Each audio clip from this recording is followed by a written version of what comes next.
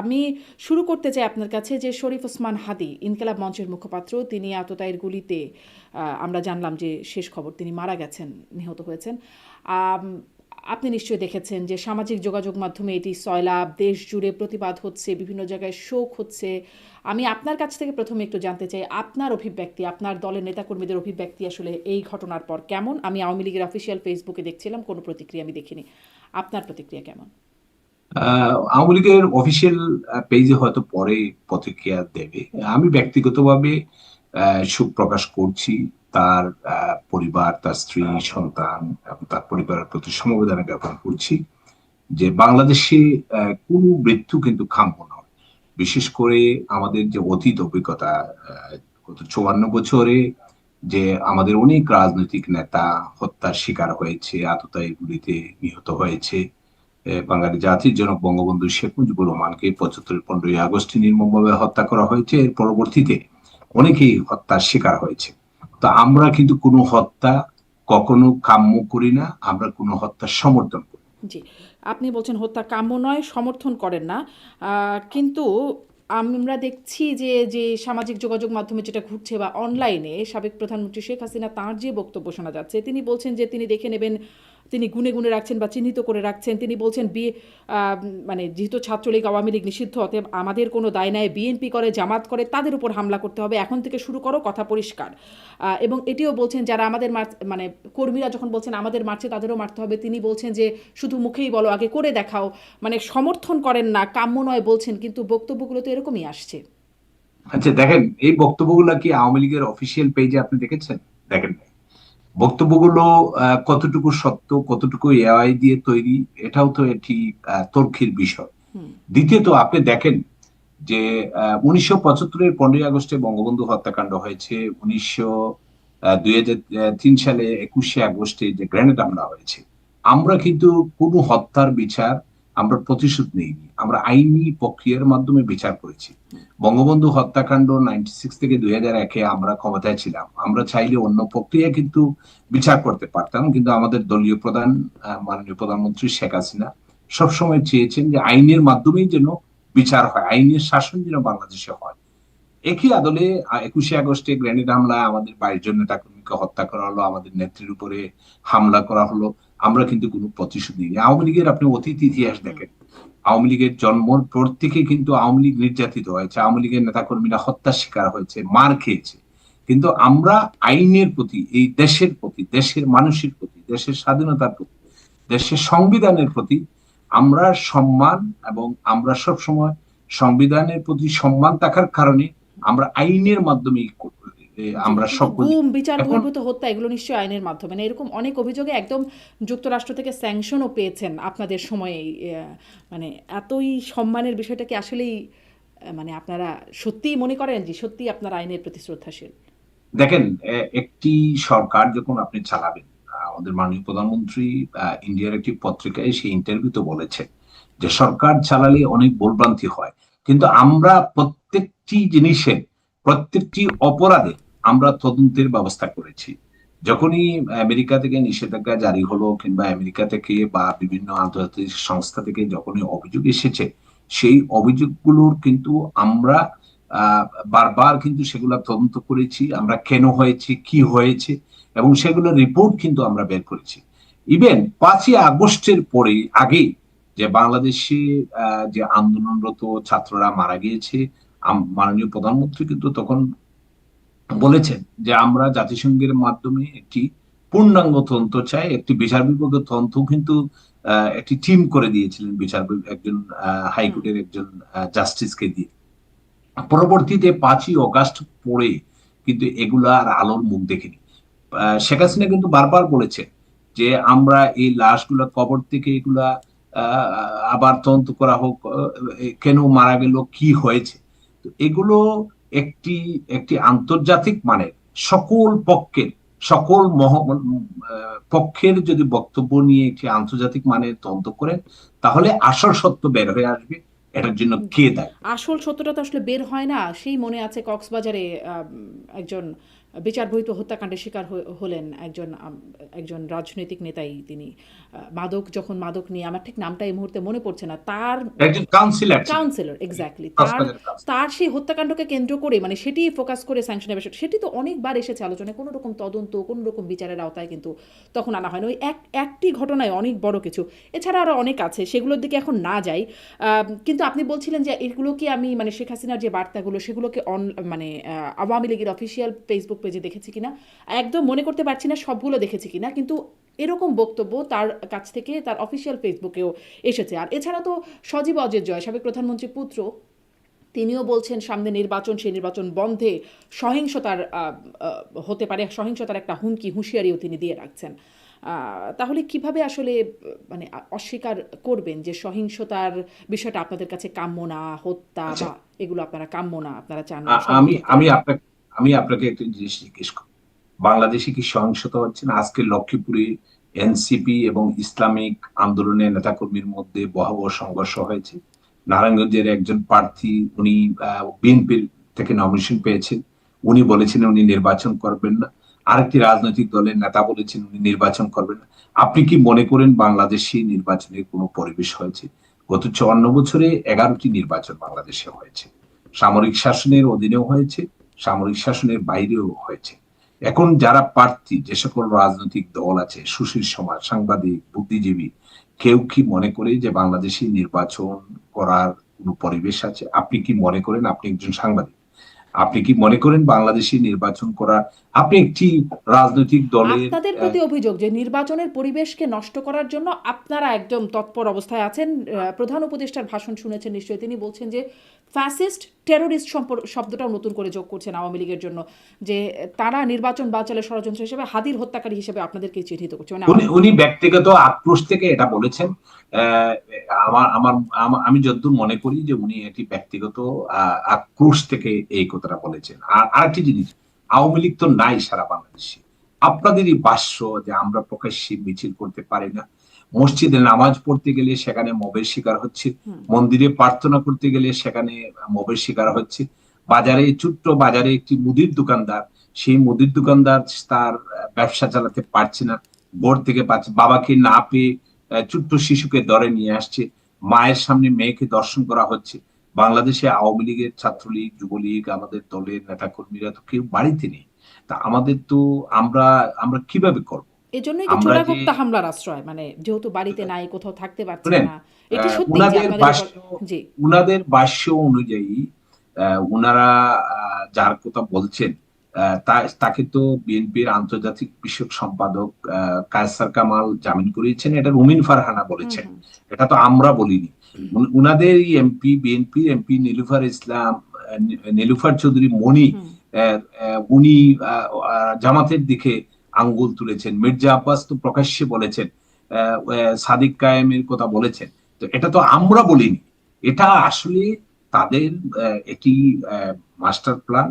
এটা যেভাবে তারা 5ই অগাস্ট ঘটিয়েছিল, ঠিক সেভাবে বাংলাদেশের যেন গণতান্ত্রিক অবস্থা ফিরে না আসে, বাংলাদেশের যে আমাদের যে পাসপোর্টের মান কমে গেছে, আন্তর্জাতিক ভাবে যে আমরা হেয় হয়ে যাচ্ছি, যে বাংলাদেশ একটি আমাদের পক্ষে বিপক্ষে অনেক কিছু থাকতে পারে, আমরা সরকার চালিয়েছি, আমাদের দোষ ছিল, গুণ ছিল, ভালো কাজ করেছি, দু একটা মন্দ কাজ হয়তো থাকতে পারে, কিন্তু বাংলাদেশকে বিশ্বের মানচিত্রে, বিশ্বে একটি মর্যাদাশীল রাষ্ট্র হিসেবে পরিণত করে দিয়েছিলাম আমরা।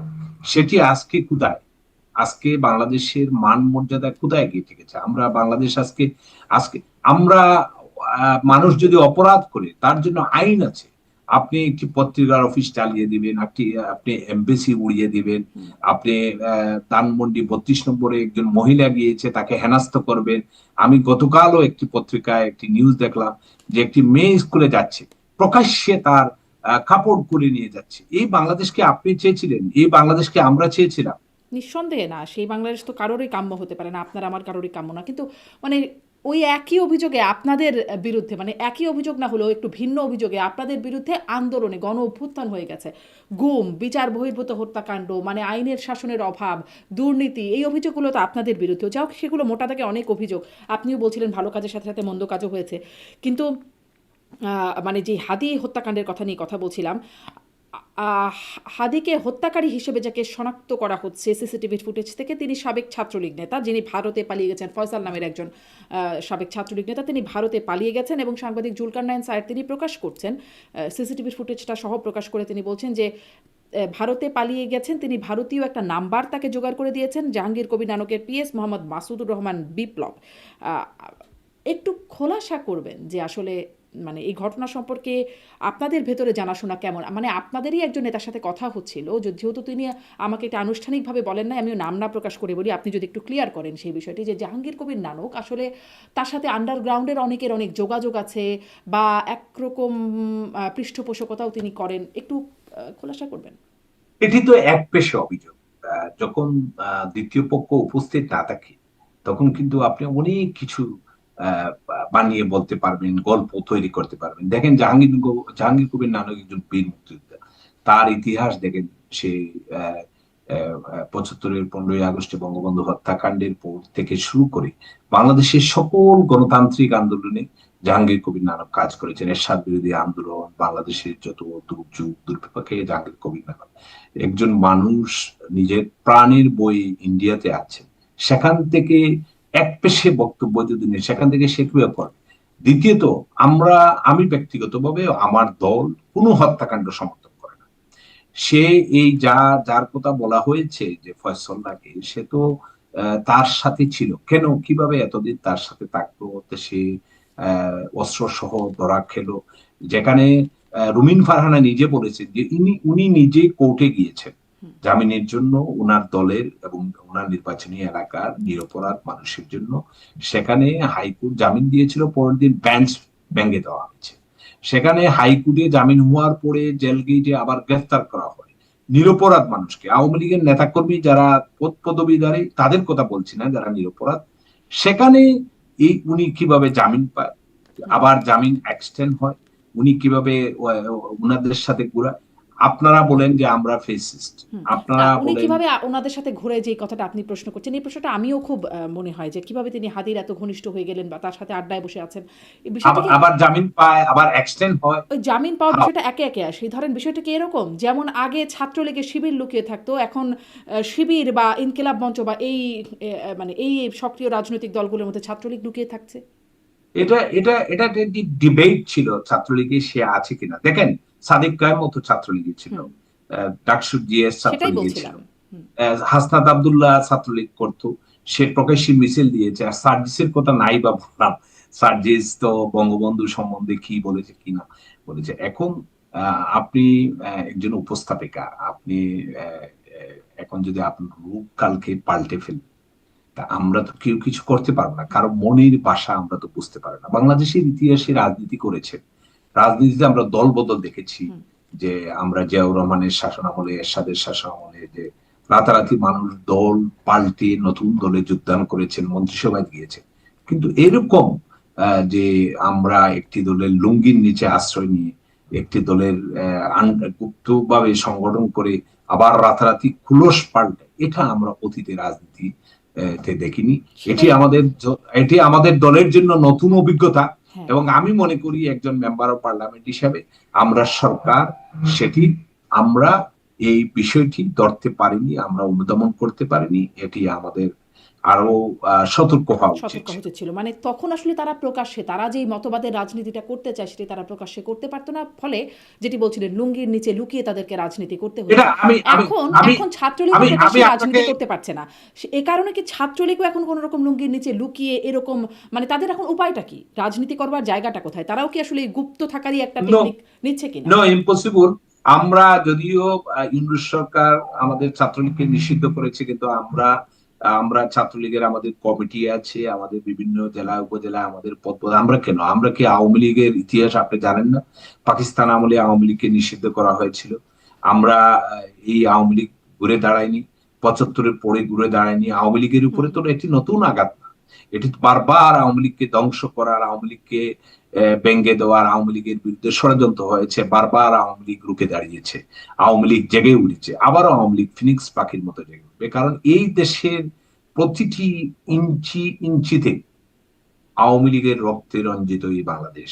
জি। বাংলাদেশের প্রত্যেকটি উন্নয়নে আওয়ামী লীগের অবদান। জি, আওয়ামী সেটি লীগকে সেটি এভাবে সেটি করতে আপনি পারে। বলতেই পারেন। কিন্তু ওই যে ওটা যেটি যে প্রকাশ্যে করতে পারছেন না, এখন গুপ্তভাবে করছে কেন? কারণ তিনি যে কেন আমরা ছাত্রলীগের তিনি যে সাবেক ছাত্রলীগ সদস্য সেটির প্রমাণস্বরূপ ফেসবুকে মানে দিচ্ছেন না সাবেক না কেন সাংবাদিক কেন জুলকার আমরা নাইন জি। আমরা আমরা কি গুপ্ত সংগঠন? আমরা কেন গুপ্তভাবে করব? কারণ আমরা আপনারা কেন প্রকাশ্য রাজনীতি করতে পারছেন না তাই। আমরা অবশ্যই আমরা মিছিল দিচ্ছি না, আমরা আমরা স্লোগান দিচ্ছি না, আমরা রাজপথে আমাদের কিন্তু সেটি কি প্রতিবাদ যথেষ্ট করছি। হচ্ছে? মানে সেটি তো খুব প্রভাব ফেলার মতো হচ্ছে না। আপনি দেখেন, আপনি ট্যাঙ্কের সামনে, গুলির সামনে দাঁড়িয়ে এরপরেও যে আমাদের কর্মীরা যে সাহস দেখাচ্ছে, হুম, আমাদের কর্মীরা, তৃণমূলের নেতা কর্মীরা, বাংলাদেশের মানুষ যে 32 নম্বরে যখন মব, সেখানেও কিন্তু মানুষ ছুটে গিয়েছে। হুম। আমাদের রিক্সাওয়ালা ভাই ছুটে গিয়েছে, সাধারণ মানুষ ছুটে গিয়েছে, একজন মহিলা হেনস্থার শিকার হয়েছে। মানুষ কিন্তু জেগে উঠেছে। মানুষ 5 তারিখে যে মোহে আবদ্ধ ছিল আমাদের তরুণ প্রজন্মরা, তারা আস্তে আস্তে বুঝতে শিখেছে যে এই বাংলাদেশে 54 বছর ইতিহাসে কখনো মব কালচার ছিল না। আমরা এই মব শব্দের নামে কেউ পরিচিত ছিল না। যখন সজীবাজের জয় বোধহয় 10 বা 11 তারিখে উনি একটি ইন্টারভিউ বা একটি ভিডিও বার্তায় যখন মবের কথা বলেছিলেন, তখন অনেকে কিন্তু হাসাহাসি করেছিলেন। কিন্তু আজকে বাংলাদেশ স্টাবলিশড হয়ে গেছে যে আপনার পছন্দ হবে না, আমি আপনাকে পছন্দ করি না, আপনি আপনার মতের বিরুদ্ধে, আপনাকে আমি মব করে ফেললাম। এবং ট্যাগ দেওয়া হয়েছে। আমাকে একজন ব্যবসায়ী সেদিন ফোন করে বললেন যে বঙ্গবন্ধু এবং শেখ হাসিনার ছবি নিয়ে ওনার অফিসের সামনে গেছেন, গিয়ে ওনাকে মব করছেন। উনি জীবনে আওয়ামী লীগ করেন। আরেকটা জিনিস আপনি ফলো করেন যে একটি দল বা একজন রাষ্ট্রপ্রধান যখন হুম, ক্ষমতায় থাকেন, বা একজন এমপি থাকেন, স্বাভাবিক কারণে অনেকের সাথে অনেকের ছবি থাকতে পারে। হুম। এর জন্য কি তাকে আপনি মব করবেন? তার ব্যবসা দখল করবেন? তার মেয়েকে দর্শন করবেন? না, সেটি তো আপনি কোনোভাবেই আপনি কি সমর্থনযোগ্য নয়। আপনি কি মনে করেন বাংলাদেশে যে অনাচার হচ্ছে, হুম। বাংলাদেশে যে রাহাজানি হচ্ছে, বাংলাদেশে যে সন্ত্রাস হচ্ছে, সবগুলো কি পত্রিকাওয়ালারা লিখতে পারছে? এরশাদ আমলেও তো এরকম হুম। বিধিনিষেধ না, আরোপ সেই ছিল, কিন্তু সমালোচনা আপনি করতেই পারেন জনাব হাবিবুর রহমান হাবিব। কিন্তু আমি যে প্রশ্নটি করছি, যেটি আসলে আপনাদের দিকে যে তীরটা, তিনি যে সাবেক ছাত্রলীগ নেতা তার প্রমাণস্বরূপ উপস্থাপন করছেন সাংবাদিক জুলকার নাইন স্যার। আমাদের আমাদের ছাত্রলীগের একজন ভাইস প্রেসিডেন্ট আলামিন কিন্তু উনি সব প্রুফ সহ দিয়েছেন।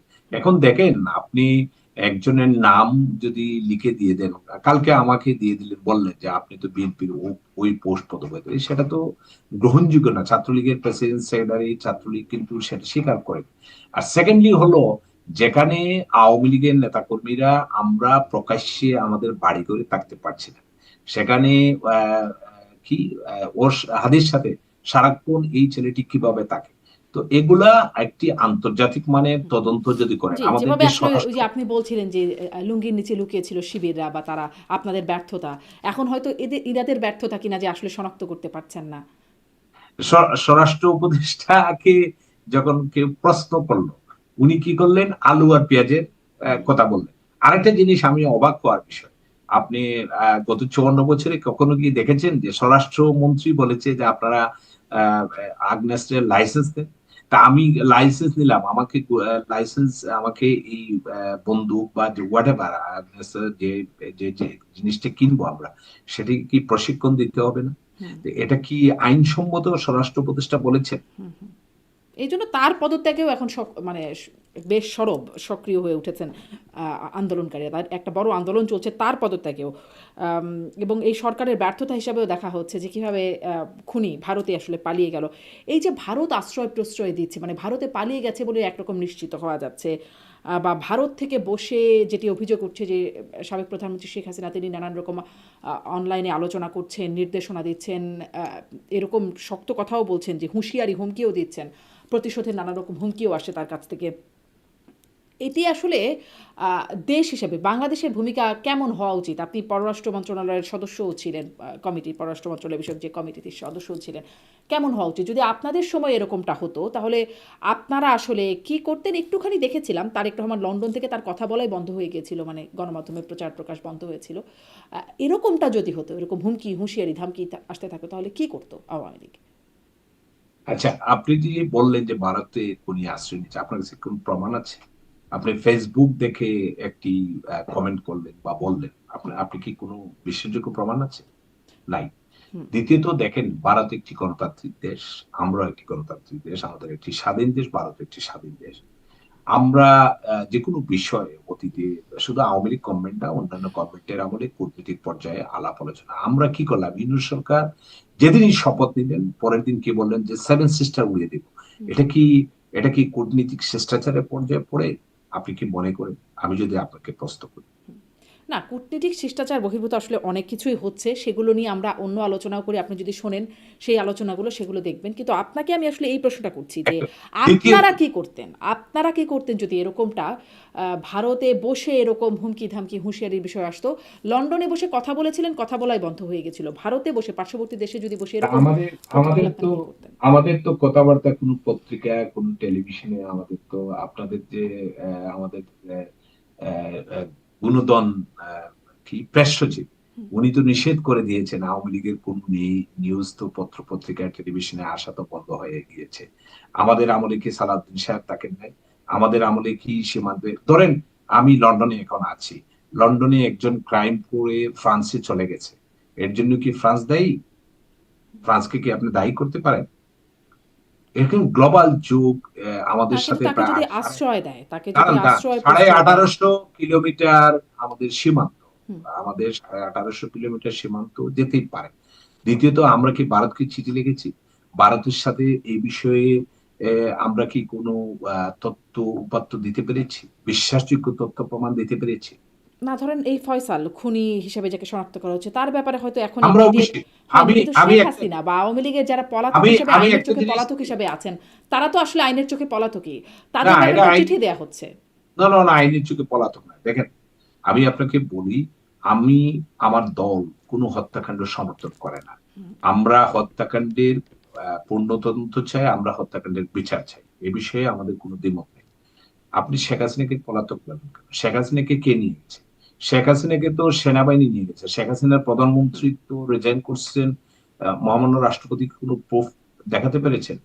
উনারা যে সুপ্রিম কোর্টের একটি আদেশ নিয়েছেন, সেদিন তো চিফ জাস্টিস ক্যান্টনমেন্টে ছিলেন। হাইকোর্টের, সুপ্রিম কোর্টের আপিল ডিভিশনের যারা সম্মানিত বিচারকরা, তারা তো ক্যান্টনমেন্টে ছিলেন। আমাদের সেনাবাহিনী প্রধান ওয়াকারুজ্জামান যে লিস্ট দিলেন, যে 877 সামথিং, এখানে তো লিস্টে ওনাদের নাম ছিল। তাহলে ওনারা ক্যান্টনমেন্ট থেকে কিভাবে সিগনেচার করলেন? আমরা কি চিফ জাস্টিসের কোনো সাক্ষাৎকার নিয়েছি? আমরা কি চিফ জাস্টিসকে জিজ্ঞেস করেছি যে আপনি কি এতে সিগনেচার করেছেন? মহামান্য রাষ্ট্রপতি গত কয়েকদিন আগেও একটি জিনিস বলেছেন। ইন্ডিয়ার একটি, সরি ইন্ডিয়া না, রয়টার্স এর যে ইন্টারভিউ দিয়েছেন, সেখানে তো কিছুটা জিনিস খুলাসা করে বলেছেন যে ইউনূস সরকারের সাথে ওনার ব্যক্তিগত ভাবে বা কোনোভাবে কোনো সম্পর্ক নেই, অনেক কিছু হচ্ছে উনি জানেন।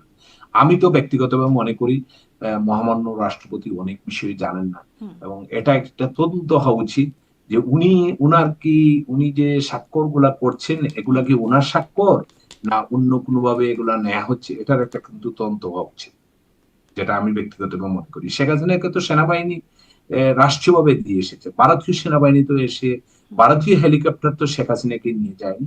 জি, শেখ হাসিনাকে কে কিন্তু নিয়ে তিনি গেছে? ভারতে আশ্রিত আছেন, তাকে ভারত আশ্রয় দিয়েছে এবং তিনি সেখানে বসে। আপনি আপনি কোনটা চান? মানুষের জীবনের সবচেয়ে ইম্পর্টেন্ট কি? তার জীবনের নিরাপত্তা। শেখ হাসিনা তো আমাদের মতো অর্ডিনারি মানুষ না, উনি জাতির পিতা বঙ্গবন্ধু শেখ মুজিবুর রহমানের কন্যা, বাংলাদেশের 5 বারের প্রধানমন্ত্রী ছিলেন, এ দেশের মানুষের জন্য, এ দেশের গণতন্ত্রের জন্য আন্দোলন করেছেন। তো আপনি কি চান উনি বাংলাদেশে এই অবস্থায় তখন কি মবের শিকার হতেন? না, আমার চাওয়াটা এখানে একদমই ইম্যাটেরিয়াল। আমি শুধুমাত্র আপনাকে প্রশ্নই করছি যে, না, শেখ হাসিনা নিরাপত্তার জন্য ভারতে আশ্রয় নিয়েছেন, এটি কোনো মানে এটি একদম স্পষ্ট। কিন্তু আমি প্রশ্ন করছিলাম যে ভারতে থাকা অবস্থায় তিনি এরকম কথা বলছেন, অনলাইনে নানান রকম প্রচারণা চালাচ্ছেন, বা হুমকি ধামকি যে প্রসঙ্গটি বলছিলাম সেটি করছেন ভারতে বসে। যদি আওয়ামী লীগ এখন ক্ষমতায় থাকতো, যেহেতু আপনার কাছে বিশেষ করে জিজ্ঞাসা করছি, আপনি পররাষ্ট্র মন্ত্রণালয় বিষয়ক কমিটির সদস্য ছিলেন, তাহলে আওয়ামী লীগের সেই মানে আপনারা বসে কি সিদ্ধান্ত নিতেন যদি পার্শ্ববর্তী দেশ থেকে এরকম আপনাদের? আমি আমি আপনাকে একটা কথা বলি, তারেক রহমান কি ব্রিটেন থেকে বলেন নাই? হ্যাঁ, বলেছেন। তারেক রহমান তো তারেক রহমান তো 10 বছর বলছেন উনি রাজনীতি উনি করেন নাই। তা আমরা, শুনেন, আমাদের আমলে, আমাদের সময়ে আমরা কখনো তো এভাবে মানুষকে মিছিল দেওয়ার জন্য আমরা নিষিদ্ধ করিনি। আমরা তো কখনো মানুষের মবের শিকার করিনি। হ্যাঁ, আমাদের সময়ে যে কিছু যেগুলা ভুল ভ্রান্তি হয়েছে আমরা সাথে সাথে তো সেগুলা মাননীয় প্রধানমন্ত্রী আহ, আহ, তদন্তের ব্যবস্থা করেছেন। আমরা আবরার হত্যাকাণ্ডের বিচার করিনি, আমরা বিশ্বজিতের বিচার করিনি। হুম। আমরা কি কখনো আইনের গতিকে কি আমরা মাঝপথে বন্ধ করে দিয়েছি?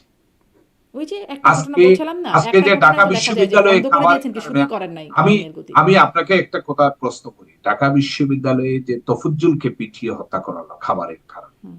রাজশাহী বিশ্ববিদ্যালয়ে মাসুদকে যে হত্যা করা হচ্ছে, সে কি মানুষ না? তার কি হত্যাকাণ্ডের বিচার প্রফেসর ইউনূস কি কখনো সেটি বলেছেন? জি, সেই প্রশ্নটি আপনি যেমন করতে পারেন, আমরাও করি। যখন আমাদের সাথে তাদের সাথে কারো সাথে কথা বলবার সুযোগ হয়, সেই প্রশ্নটি আমরাও করি। কিন্তু আপনি আপনি এখন উত্তর দেবেন আপনারা আসলে কি করেছিলেন। সেই কাউন্সিলর হত্যার কথা বলছিলাম, সেরকম অনেক হত্যাকাণ্ড আছে।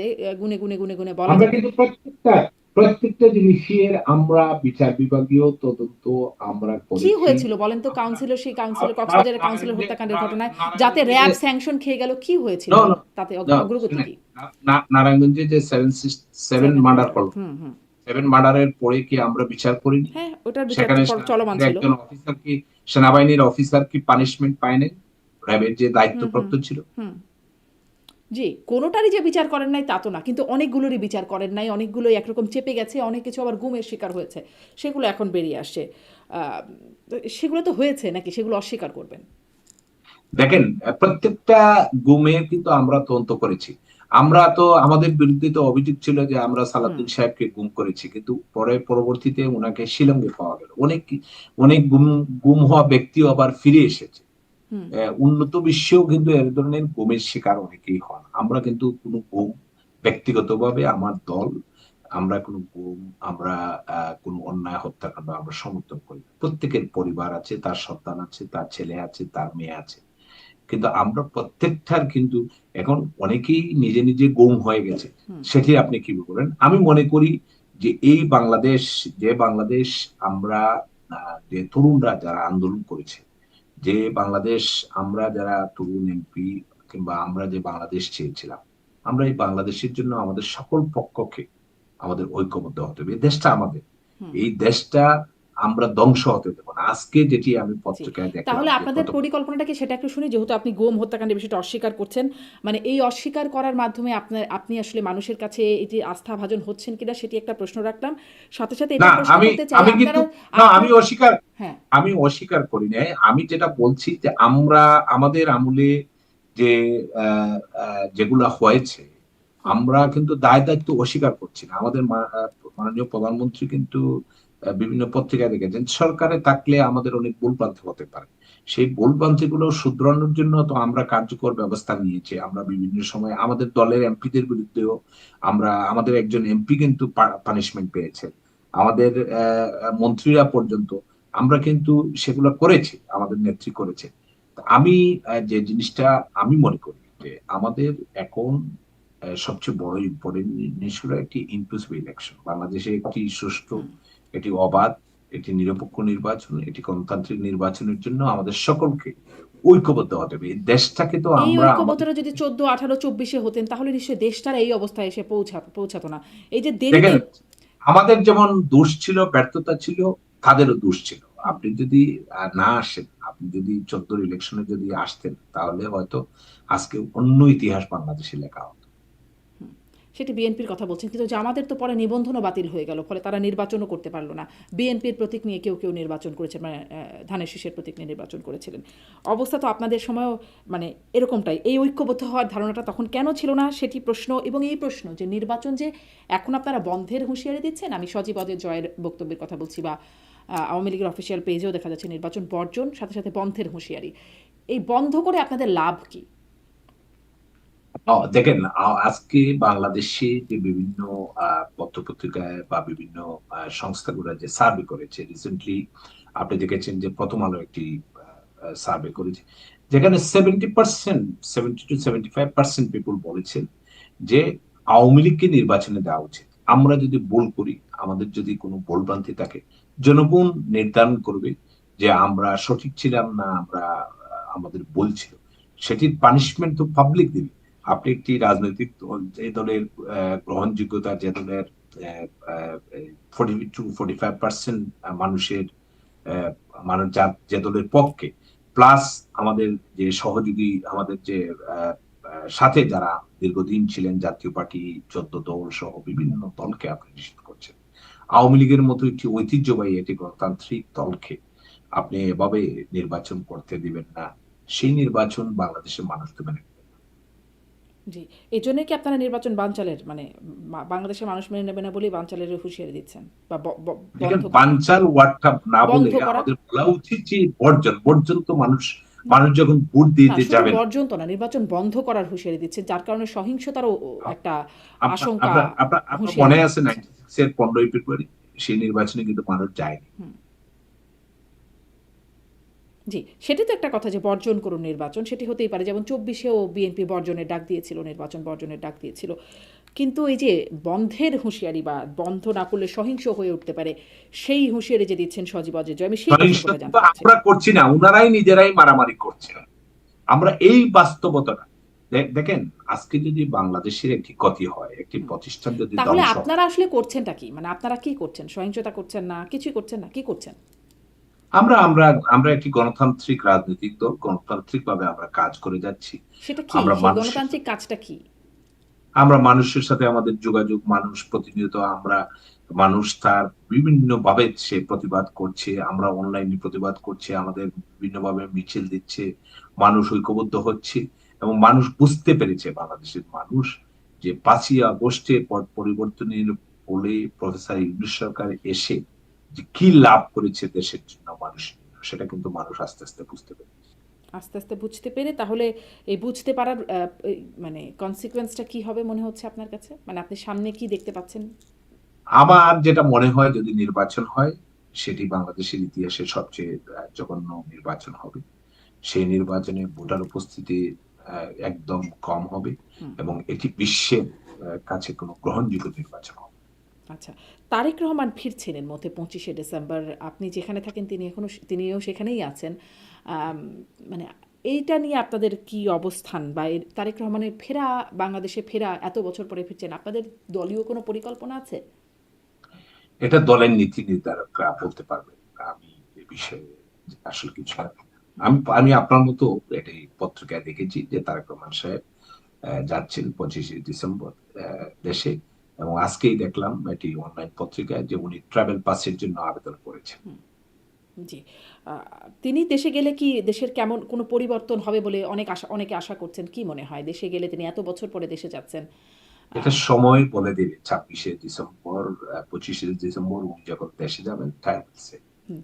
আপনি বলছিলেন যে দেশে মানুষ বুঝতে পারছে, মানুষের আমি জিজ্ঞাসা করছিলাম যে এর আসলে বুঝতে পারার ভবিষ্যৎটা কি বা আপনারা কেমন দেখতে পাচ্ছেন?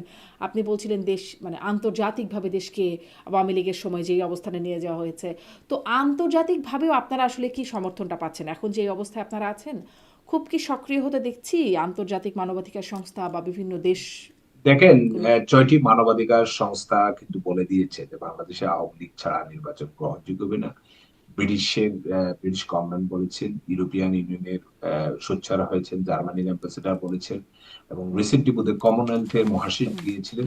সেখানে বিভিন্ন রাজনৈতিক দলের সাথে আওয়ামী লীগের আমাদের সজীবাদের জয় সহ আওয়ামী লীগের একটি টিমের সাথে ভার্চুয়ালি মিটিং করেছেন। কমনওয়েলথের মহাসচিব স্পষ্ট ভাষায় বলে দিয়েছেন যে আওয়ামী লীগ সহ ইনক্লুসিভ নির্বাচন করার জন্য, এবং বিভিন্ন আন্তর্জাতিক এগুলো যে কি কোনো ইম্প্যাক্ট থাকে? মানে ধরেন এরকম স্পষ্টভাবে তখনও বলতো যে বিএনপি যেন নির্বাচনে আসে, বিএনপিকে ছাড়া নির্বাচন হলে গ্রহণযোগ্য হবে না। মানে যখন আপনারা ক্ষমতায় ছিলেন। তাতে তো কিছু হয়নি। আপনারা তো নির্বাচন করেই তা ফেলতে পারতেন। আমি আমি অদম হলে কি আপনি উত্তম হবেন? আমরা যদি অতীত নিয়ে আমরা কন্টিনিউ টানাটানি করি, তা আপনারা যে বলেন যে আমরা খারাপ, হুম, আপনারা ভালো, আমি আপনার কথা বলছি না। হুম, হুম। আমি, তো উনারা কি প্রমাণ করবেন না উনারা উত্তম? আচ্ছা, মানে এটা আমি অবশ্য আগেও এই কথাটা শুনেছি আওয়ামী লীগ নেতাদের কাছ থেকে। তার মানে আপনারা আসলে অধম, উত্তমের কাছ থেকে আপনাদের প্রত্যাশা। না, আপনার উনাদের কথা অনুযায়ী যদি আমরা খারাপ থাকি, উনারা ভালো হয়ে থাকার না কেন? হুম। আপনাদের কথাটা কি সেটাও জানতে চাইছিলাম। আমি একটু ওই যে নির্বাচন প্রসঙ্গে আন্তর্জাতিক যে কথা বলছিলাম, জিজ্ঞাসা করছিলাম যে ইমপ্যাক্ট আছে কিনা? সম্প্রতি আমরা দেখেছি। অফকোর্স ইম্প্যাক্ট আছে। হ্যাঁ। অফকোর্স ইম্প্যাক্ট আছে। আজকে বিশ্বের দেখেন সকল শীর্ষ পত্রিকা আমাদের প্রধানমন্ত্রী শেখ হাসিনার ইন্টারভিউ ছেড়েছে, এবং সেখানে আন্তর্জাতিক গণমাধ্যম থেকে শুরু করে বিভিন্ন দেশের যে যারা ডিপ্লোমেট তারা কিন্তু সকলেই বলছে যে আওয়ামী লীগকে নিয়ে ইনক্লুসিভ ইলেকশন হবে। যে দেখেন, পত্রিকাগুলো ছেপেছে তার বেশিরভাগই কিন্তু পলাতক শব্দটা ইউজ করছে, ফিউজিটিভ। দেখেন এটা হলো পত্রিকার ভাষ্য, কিন্তু আমি আপনার কথার লজিক ধরলাম পলাতক, কিন্তু এই পত্রিকাগুলোই কিন্তু ছাপিয়েছে হুম। ইন্টারনেট, যেখানে বাংলাদেশের প্রফেসর ইউনূস সরকার এবং তার মিডিয়া কর্মীরা চেষ্টা করেছে যে বাংলাদেশের কোনো পত্র পত্রিকায় যেন আওয়ামী লীগের নিউজ না আসে, কোনো ইন্টারভিউ যেন না ছাপা হয়। সেখানে কিন্তু ইন্টারন্যাশনাল পত্রিকাগুলো করেছে। তো আমি যেটা মনে করি যে আস্তে আস্তে আমাদের যে আন্তর্জাতিক কমিউনিটি গুলো, আমাদের যে বন্ধু রাষ্ট্রগুলা, যারা বাংলাদেশে একটি গণতান্ত্রিক ব্যবস্থা দেখতে চায়, যারা একটি জঙ্গি মুক্ত রাষ্ট্র বাংলাদেশে দেখতে চায়, যারা একটি সন্ত্রাস মুক্ত বাংলাদেশ দেখতে চায়, কারণ বাংলাদেশ হলো দেখেন একটি সম্ভাবনাময় দেশ, একটি দক্ষিণ এশিয়ার এক সময় কিন্তু আমাদের আমলে ইকোনমিক টাইমসে উঠেছিল যে বিশ্বের শক্তিশালী 25টি অর্থনীতি দেশের মধ্যে আমাদের এক দেশটি উঠবে। আজকে সেই অর্থনীতির অবস্থা, আমরা তো গত 2 বছর ক্ষমতায় নেই, তাহলে আজকে অর্থনীতির অবস্থা এত খারাপ কেন? আজকে আইন শৃঙ্খলার অবস্থা এত খারাপ কেন? আজকে দেশের সকল সেক্টরে মানুষ কেন হাহাকার করছে? আমরা যে সামাজিক কর্মসূচিগুলো রেখে গিয়েছিলাম সেগুলা কেন বন্ধ করে দেওয়া হলো? কেন গত 2 বছরে একটি নতুন প্রকল্প এই গভর্নমেন্ট নিতে পারলো না? কেন আমাদের প্রকল্পগুলো 3জন ড্রেনের মধ্যে গিয়ে রেড কার্পেট দিয়ে সেখানে উদ্বোধন করতে হয়? কেন আমরা প্রকাশ্যে উনাদের দলের লোকদের মাধ্যমে উপদেষ্টাদের দুর্নীতির খবর আমরা আমাদের এই সন্দেহ সরকারের নিশ্চয়ই অনেক অদক্ষতা অযোগ্যতার কথা আপনি এখন তুলে ধরতেই পারবেন এবং অনেক কিছুর সাথে একমত হতেও হবে। কিন্তু আপনাদের আন্তর্জাতিক মানে সম্পৃক্ততা এবং সমর্থনের কথা এটা জিজ্ঞাসা করছিলাম। আম, মানে হয়েছে তো যখন শেখ হাসিনা ক্ষমতায় ছিলেন তখনও বলেছেন, ক্ষমতা থেকে নেমে যাবার পরেও ভারতে গিয়েও তিনি বলেছেন যে তিনি যদি সেন্ট মার্টিন দিয়ে দিতেন, তিনি যদি এখানে মানে ঘাঁটি করতে দিতেন তাহলে তিনি ক্ষমতায় থাকতে পারতেন, এবং যুক্তরাষ্ট্র একদম স্পষ্ট করে বলেছেন যে যুক্তরাষ্ট্র চায়নি বলে তিনি ক্ষমতায় থাকতে পারেননি। কিন্তু পরে আবার একটা আন্তর্জাতিক গণমাধ্যম যেগুলোর কথা আপনি বলছিলেন সাক্ষাৎকারে বলেছেন যে যুক্তরাষ্ট্র এভাবে তাকে ক্ষমতাচ্যুত করার পেছনে তিনি মানে কোনো এভিডেন্স বা প্রমাণ সেরকম তিনি দেখতে পান না। মানে অবস্থার পরিবর্তন হলো কি, নাকি এটা আপনাদের কৌশল? দেখেন, মিস্টার ডোনাল্ড ট্রাম্প যখন আমেরিকার প্রেসিডেন্ট নির্বাচিত হয়, উনি নির্বাচিত হওয়ার পরে বাংলাদেশে কত মিলিয়ন ডলার ইনভেস্টমেন্ট করেছেন সেটা কিন্তু উনি বলেছেন। দ্বিতীয়ত, সেন্ট মার্টিন নিয়ে বিএনপির নেতারা বিশেষ করে বা বাংলাদেশের যারা এই মুহূর্তে বাংলাদেশের আমাদের যারা স্টেক হোল্ডার, যারা বুদ্ধিজীবী, যারা দেশপ্রেমী, সকলেই কিন্তু বলছে যে শেখ হাসিনা ওয়াজ রাইট। যদি শেখ হাসিনা সেন্ট মার্টিন দিতেন, শেখ হাসিনা যদি করিডোরের ব্যবস্থা করে দিতেন, হয়তো ক্ষমতায় থাকতেন। আজকে শেখ হাসিনা যাওয়ার পরেই কিন্তু মানবিক করিডোরের নামে আহ, আহ, মায়ানমারের সাথে সড়ক যোগাযোগের ব্যবস্থা করে দেওয়া হয়েছিল। আজকে আমাদের পোর্টগুলো, এই পোর্টগুলোর আপনি ট্যারিফ কি দেখেছেন? আমাদের আমলে কি ট্যারিফ, আর এখন যে বিদেশি দের হাতে তুলে দেওয়া হয়েছে সেগুলোর ট্যারিফ। শুনেন, সবকিছুর ঊর্ধ্বে তো দেশটা আমাদের। আপনি ডিবেট করতে পারেন যে আওয়ামী লীগের আমলে এই এই ভুল ছিল, এই ভালো কাজগুলো ছিল, এই খারাপ কাজগুলো ছিল, কিন্তু সবকিছুর ঊর্ধ্বে দেশটা আমাদের। এখন আমরা অতীত নিয়ে টানাটানি করে গত 2 বছরে যদি আমরা দেশটাকে পিছিয়ে দেই, আমাদের যদি আগামী প্রজন্ম, গত কয়েকদিন আগেও আমি দেখলাম পত্রিকায় যে ব্রিটেনের ইউনিভার্সিটিতে, কয়েকটা ইউনিভার্সিটিতে পাকিস্তান এবং বাংলাদেশের স্টুডেন্টদেরকে ভিসা দেওয়া বন্ধ করে দিয়েছে। আজকে বিভিন্ন দেশে আমাদের সন্তানরা, আমাদের ছেলেরা ভিসা পাচ্ছে না। আমাদের যে সন্তানদের স্বপ্ন থাকতো যে সে ক্যামব্রিজে লেখাপড়া করবে, সে অক্সফোর্ডে লেখাপড়া করবে, তাদের সেই স্বপ্ন আজকে পূর্ণ হচ্ছে না। তো আমরা প্রতিদিন ভয়ে থাকি যে আমেরিকার রিসেন্টলি দেখলাম 19টি দেশের ভিসা বন্ধ করে দিয়েছে, কখন না আমাদের দেশটাও এই নামে, এই লিস্টে নাম উঠে যায়। তো এগুলো নিয়ে আমরা ভয়ে আতঙ্কে থাকি।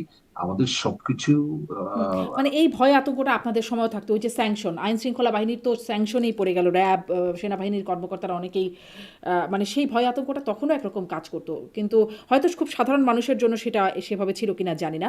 আমি আসলে এই প্রশ্নটা আপনার কাছে করছিলাম। আপনি মানে সরকারের অনেক সমালোচনার কথা বলছেন, আমি বলছিলাম যে অনেক কিছু থাকবে নিশ্চয়ই যেগুলোতে একমত হবার মতো আছে, কিন্তু আপনার কাছে প্রশ্নটি করছিলাম যে অবস্থানের পরিবর্তন হলো কিনা। শেখ হাসিনা তখন যা বলতেন আন্তর্জাতিক গণমাধ্যমে দেওয়া যে সাক্ষাৎকার, তাতে আপনি অবস্থানের পরিবর্তন দেখেন নাকি এটি কৌশল? আমি অবস্থানের পরিবর্তন দেখি না। শেখ হাসিনা আগে যে কথাটা বলেছেন সেটাও যেমনি সত্য, এখনো যেটা বলেছেন এটাও তো সত্য। তখন প্রমাণ দেখতে পাচ্ছিলেন, এখন পাচ্ছেন না কেন? হয়তো নেত্রীর কাছে তখন এখন হয়তো যথাযথ প্রমাণ, যে গত 2 বছরে হয়তো উনি ইনকোয়ারি দেখেছেন যে যথাযথ প্রমাণ। তো যথাযথ প্রমাণ ছাড়াই এরকম একটা দেশের বিরুদ্ধে, মানে সবচেয়ে শক্তিশালী দেশের বিরুদ্ধে এত দেখেন, অভিযোগ, সেন্ট দেশের মার্টিনের প্রধানমন্ত্রী। ইস্যুটা, সেন্ট মার্টিনের ইস্যু আর আমেরিকার ক্ষমতাচ্যুতির ইস্যুটা দুটো দুটো ডিফারেন্ট বিষয়। সেন্ট মার্টিনটা নিয়ে যে আমাদের যে ষড়যন্ত্র হচ্ছে, সেন্ট মার্টিনটা তো আমাদের দেশের সম্পদ। এটা নিয়ে সকল মহলই বারবার বলছে যে সেন্ট মার্টিন, ইউনিট সরকার কিন্তু চাচ্ছে যে সেন্ট হুম। মার্টিনটা বিদেশিদের হাতে তুলে দেওয়ার জন্য। এবং এটার কিন্তু আলামত আপনি দেখতে পাচ্ছেন যে আমাদের দুটি পোর্ট দেওয়া হলো, এবং আহ, আমরা আই এম নট শিওর, আমি না দেখে তো বলতে পারবো না যে মানবিক করিডোরের মাধ্যমে, করিডোরের মাধ্যমে যে মায়ানমারের সাথে করিডোর দিয়েছেন কিনা, এটা নিয়ে আমরা মিশ্র রিপোর্ট পাচ্ছি। তো এটা কিন্তু আস্তে আস্তে আস্তে আস্তে এগুলো শুরু করে দিয়েছে। এখন মানুষ কিন্তু প্রতিবাদ করছে, দেশের মানুষ যারা প্রতিবাদ করছে তারা গ্রেপ্তার হচ্ছে, সাংবাদিক গ্রেপ্তার হচ্ছে, ইউনিভার্সিটির টিচার গ্রেপ্তার হচ্ছে, সচিব, সাবেক সচিব গ্রেপ্তার হচ্ছে। অনেকেই কিন্তু, অনেক দেশপ্রেমিক অফিসাররা তারা রিজাইন করছে গভর্নমেন্টের জব থেকে। তারা বলছে দেশটা আমাদের আগে, আমাদের দেশকে বাঁচাতে হবে। তো এগুলো অনেক বিষয় যেগুলো শেখ হাসিনা বলেছেন, আস্তে আস্তে কিন্তু সেগুলোই কিন্তু প্রমাণ হচ্ছে। জি, কিন্তু শেখ হাসিনাই আবার বলছেন যে প্রমাণ নাই, মানে যেটা তিনি বলেছিলেন এখন তার না, কাছে আপনি মনে হচ্ছে তার কোনো বোধহয় প্রমাণ নাই। আপনি বোধহয় ইন্টারভিউটা পুরোটা পড়েন নাই। উনি ইন্টারভিউটা সেন্ট পড়েই মার্টিন বলছি। নিয়ে না, সেন্ট সেন্ট মার্টিন নিয়ে মার্টিন না, উনি, সেন্ট মার্টিন না, তিনি বলছেন যুক্তরাষ্ট্র বা বিদেশি মানে না, দেশগুলোর সম্পৃক্ততার তিনি প্রমাণ পান নাই। আমি মানে একটু এই উনি বিষয়ে, বলেছেন। জি, জি বলেন। জি, সেন্ট মার্টিন প্রসঙ্গে ওটা আসে নাই সেই মানে ইন্টারভিউতে। আমি শেষ প্রশ্নের দিকে যাই যে সম্প্রতি আমরা দেখেছি বাংলাদেশের নিরাপত্তা উপদেষ্টা খলিলুর রহমান তিনি দিল্লিতে গেছেন, অজিত দোভাল ভারতীয় নিরাপত্তা উপদেষ্টার সাথে বৈঠক করেছেন, তারপর কাতার গেছেন, সেখানেও বৈঠক হয়েছে। মানে আমরা জানতে পারছি কি যে বৈঠক হচ্ছে সেটা তো আমরা জানতে পারছি না কি বিষয়ে কথা হচ্ছে, কিন্তু জানা যাচ্ছে সেখানে আওয়ামী লীগকে রাজনীতিতে আনা বা নির্বাচনে অংশগ্রহণ করতে দেওয়া এরকম আলোচনা হচ্ছে। আপনি কি জানাতে পারেন এরকম কিছু আপনি জানেন? দেখেন, আমি ব্যক্তিগতভাবে জানি না। অজিত দোভালও কখনো ক্লিয়ার করেন নাই ইন্ডিয়ান প্রেসের সাথে কি কথা হয়েছে, আমি যতদূর হুম। জানি। খলিলুর রহমান সাহেব, উনিও বোধহয় কোনো প্রেসের সাথে বলেন নাই কি কথা হয়েছে। এবং গোপন কথা তো কি কথা হয়েছে আমিও জানি না, আপনিও জানেন না। কিন্তু একটা জিনিস তো এটা সত্য যে বাংলাদেশ আওয়ামী লীগকে যে নিষেধাজ্ঞা দেওয়া হয়েছে, বা আওয়ামী লীগের রাজনীতি যে ব্যান করা হয়, এটা কিন্তু না বাংলাদেশের মানুষ মেনে নিয়েছে, না আন্তর্জাতিক সম্প্রদায় মেনে নিয়েছে। কারণ আওয়ামী লীগের মতো একটি ঐতিহ্য, আমাদের নেত্রী কিন্তু স্পষ্ট করেছেন যে আমাদের মধ্যে যদি কেউ অপরাধী থাকে, আমাদের যদি কেউ অপরাধ করে থাকে, সেটা বাংলাদেশের আইনে সেটা বিচার অবশ্যই হবে। জি, কিন্তু এখন অপরাধী হিসেবে তাকে সহ স্বরাষ্ট্রমন্ত্রী একদম সবাইকেই অপরাধী হিসেবে চিহ্নিত করা হচ্ছে। সেখানেও তো একটা বড় সমস্যার জায়গা আপনি থেকে কি যাচ্ছে। বিচার প্রক্রিয়াটা কি দেখেছেন? এই বিচার কি আন্তর্জাতিক মানের হয়েছে? এই বিচারের যে ভিডিও গুলো, ফুটেজ গুলা, এগুলা কি কোনো সত্য? আপনারা রিসেন্টলি টিলিসির দিকে যে বিচার দেখেছেন, এখানে কি বলা হয়েছে যে টিলিসির দিকে একজনকে হোয়াটসঅ্যাপ করেছে, এই হোয়াটসঅ্যাপের কোনো প্রুফও নেই। এটা কি এটা কি অতীতে বাংলাদেশে এরকম কোনো বিচার হয়েছে? জি, জি, এরকম আসলে বিচারের অনেক বিষয়েই প্রশ্ন উঠছে, সেটি ওঠাটাও খুব মানে স্বাভাবিক বিষয় হয়তো। যাই হোক, আমরা নিশ্চয়ই দেখব যে আপনারা আসলে সামনে কী করছেন। আপনি পরিকল্পনার কথা বলছিলেন, নির্বাচন নিয়ে কি হয়, তারেক রহমান ফিরে আসলে আপনাদের অবস্থান কী হয়, অনেকগুলো বিষয় আপনার কাছে সামনের দিনের জন্য প্রশ্ন রেখে গেলাম। নিশ্চয়ই সামনেও আপনার সাথে আমি কথা আমি হবে। শেষ একটা কথা বলি। আওয়ামী লীগ নির্বাচনমুখী দল। যদি আওয়ামী লীগকে আমাদের নেত্রী স্পষ্ট বলে দিয়েছেন যে আমাদের 300 আসনের প্রার্থী চূড়ান্ত আছে, আওয়ামী লীগকে যদি সুযোগ দেওয়া হয়, আমরা আওয়ামী লীগকে নির্বাচনের সুযোগের কথা বারবার বলছি, আওয়ামী লীগকে নির্বাচনের সুযোগ দিলে আমরা অবশ্যই নির্বাচন করব। এবং আওয়ামী সেই লীগ 300 আসনের মধ্যে সবসময়, আপনি আছেন মানে চূড়ান্ত সেটা প্রার্থী? তো আমি জানি না, সেটা তো দলীয় প্রধান জানেন। আচ্ছা, আচ্ছা। অনেক ধন্যবাদ জানাব হাবিবুর রহমান হাবিব, আপনি যুক্ত হলেন, থ্যাংক ইউ সো মাচ। কথা হলে। জি, জি। ধন্যবাদ দর্শক, সাথে থাকবার জন্য এতক্ষণ।